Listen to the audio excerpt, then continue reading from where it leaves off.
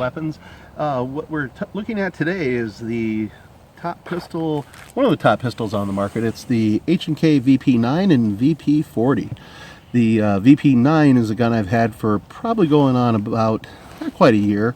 I've got at least probably a good 3,500 to 4,000 rounds through it. The other gun, the VP40, we just got today. This is a customer's gun that has given me permission to do a little eval on it. And first thing out of the box, we haven't fired the 40 yet, is if you look from the top, you'll notice right away that the slide is definitely thicker on the 40 cal. If you look, the biggest indicator you have is the sights. You see how wide the dovetail channel is for the sights, and they're the same width. The slide by the ejection port, you can see there how thick the frame is compared to the 9mm, not just the barrel diameter, but you can see those things. The differences between them, the 9mm is the LE model, so it comes with the H&K night sights. Looks like they're made by Meprolite, but as you look at the gun overall, it's just a little bit chunkier in the slide. The grip appears to be the same size on either gun, but noticeable difference in the beefing up of the slide there. I think that's probably intentional. As you can see, since 1991 when the 40 cal came out, a lot of these guns that were first run 40 cals were really starting to suffer quite a bit as far as durability goes. Usually the 50,000 to 75,000 rounds is about the life of most 40 caliber pistols before they suffer some type of failure, be it slide crackage or frame crackage or something. Where of course the 9mm, they really are indefinite. As long as you take care of them, they keep chugging. So what we'll do here is we're going to shoot them for just accuracy. I'm very familiar with the VP9. I'm sure the 40 is going to be pretty much the same thing. We're going to use tonight 147 grain 9mm American Eagle, and we're going to use 180 grain 40 cal, also American Eagle. So if not the best practice ammo on the market right now for both guns. Alright, well, this is Mark with today's weapons, saying train hard, train safe, train to win, and we'll join us here in a couple minutes doing a little shooting with these two.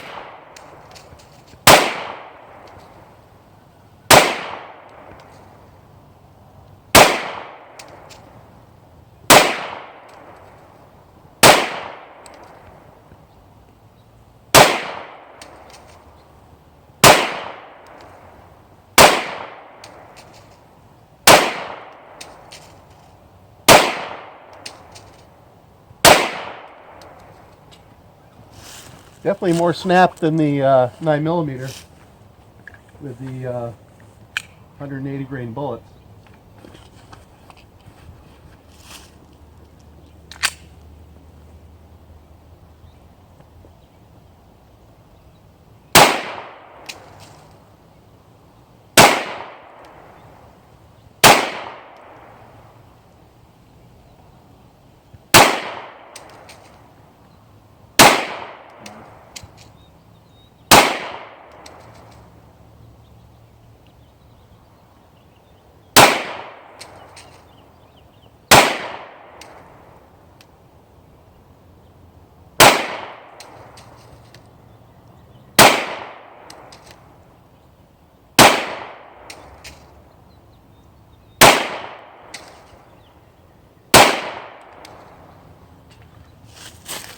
Yeah, once I settled down here, I shot a fairly good group. The first one is kind of familiarization, 13 rounds.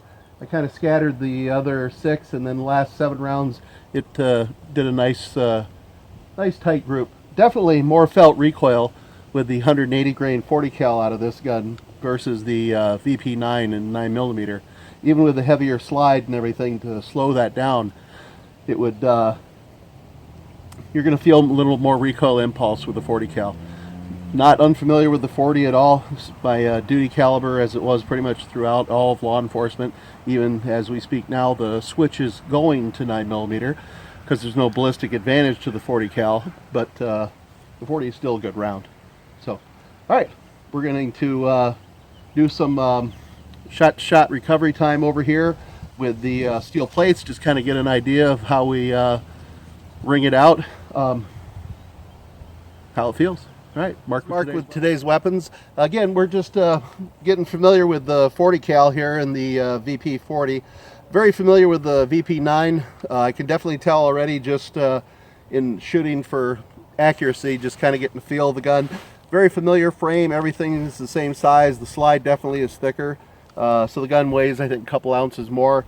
You're sacrificing only 2 rounds. You get a 13 round magazine instead of 15 like you do with the 9mm. But it's an H&K, nice trigger, very nice gun to shoot. So now we're going to do some double taps, and then we're going to do some 5-round bursts just to get an idea of how this gun shakes out compared to the 9. Obviously there's going to be more recoil impulse, but just see how it manages now, and really what the application for these guns is personal defense or law enforcement. So, all right, a couple sets of double taps. Okay, good feel, nice snapback. Definitely a little more than what you would see with 9mm, but nothing bad. All right, we'll go for triple tap. Okay. And again. Very good recovery time. Excellent shooting gun. Just typical H&K.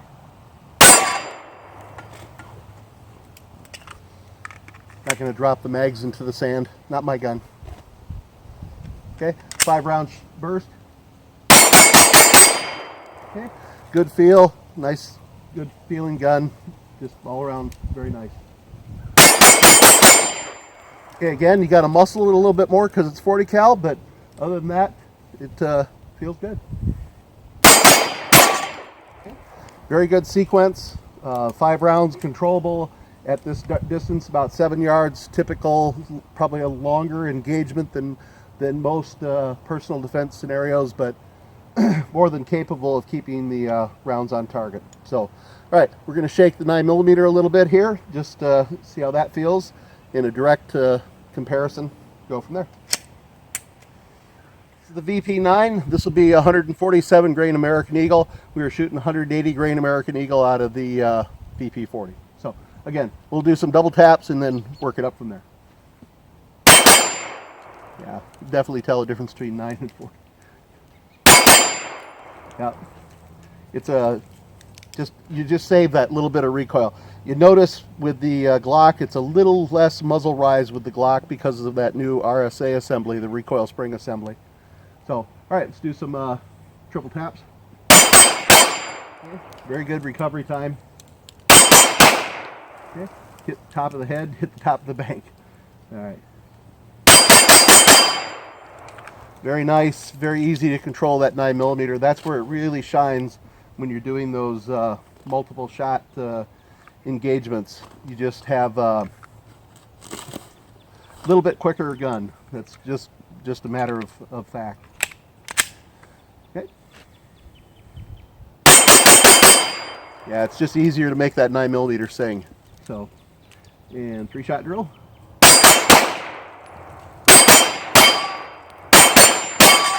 Yeah, it's just a little bit easier with the 9.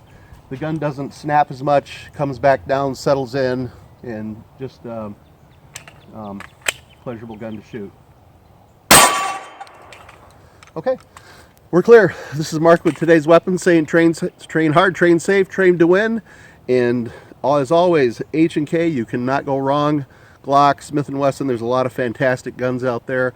FN, it's a good time to be a gun owner. A lot of nice guns out there.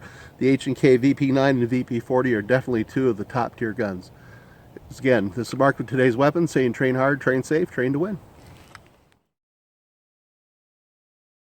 One of the things that I noticed here, just looking at the magazines real quick, the 9mm, obviously it's a 15 versus a 13 rounder for the 40 cal. But one of the things that stood out to me here is the round counts, where they begin. They both begin at 4 rounds, but the 40 cal mag goes every 2 rounds that you get a count. So it goes from 4, 6, 8, 10.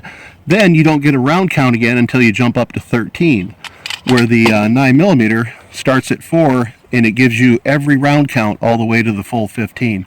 One of the things, again, I don't know the reason for that, but again, the 9mm mag seems to be a little bit better sorted out if you want to be able to give an exact round count starting at 4 and above.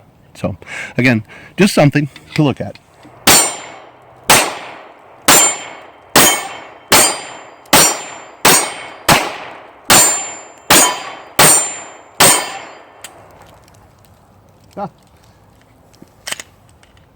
Didn't lock open on the last shot, shooting one-handed like that. That's usually not a common thing with 40 cal. Usually you have such a good degree of recoil that it will lock open.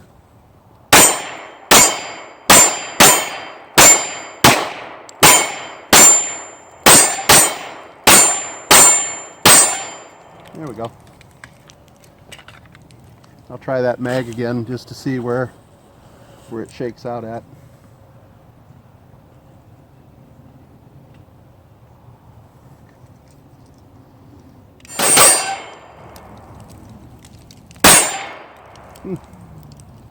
It didn't lock it back. We'll have to keep an eye on that magazine, see what it does. It locked open with